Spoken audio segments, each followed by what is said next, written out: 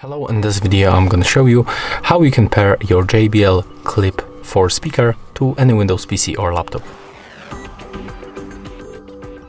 First of all, you have to find the power button and simply click and hold it until this indicator turns on. Next, click once on this Bluetooth button and it starts blinking, so it means that we are in the pairing mode.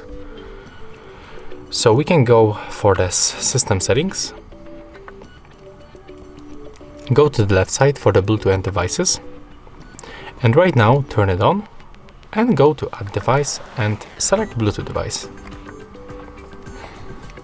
Now from all devices select your JBL Clip 4